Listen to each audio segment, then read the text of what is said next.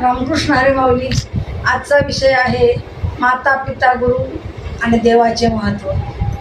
तर काही पदांचे स्थानांचे अतिशय महत्त्व आहेत, मग ते मानव निर्मित का असेनात, पण त्या स्थानांना महत्त्व द्यावेच लागते आणि तेही आपण आपल्या स्वार्थाकरिताच देत असतो. निसर्गाचा असा नियमच आहे की आपण जर काही घेतले तर ते आपल्याला द्यावेच लागते. तसे माता पिता गुरु आणि देव यांचे जीवनात अतिशय महत्त्व आहे. आपण किती महत्त्वाचे आहेत हा विषय नाही, पण आपण त्यांना किती महत्त्व देतो हे महत्त्वाचे आहे.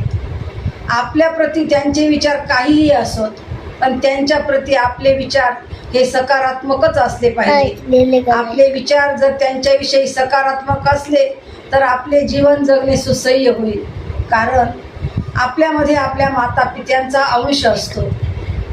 तर आपले स्वरूप आणि निराकार भाव हे गुरूंमुळेच घडतात, परंतु मानसिकता, बौद्धिक, भावनात्मक आणि आध्यात्मिक विकासाचे प्रणेते हे श्री गुरुच असतात आणि त्यांच्यामुळेच आपल्याला पूर्णत्व येते. म्हणून श्री तुकाराम महाराज म्हणतात, धार अखंडित ओघ चालियला नित्य, पूर्ण होती जीव तुका घेऊन ठेला भाव. रामकृष्ण हरी माऊली.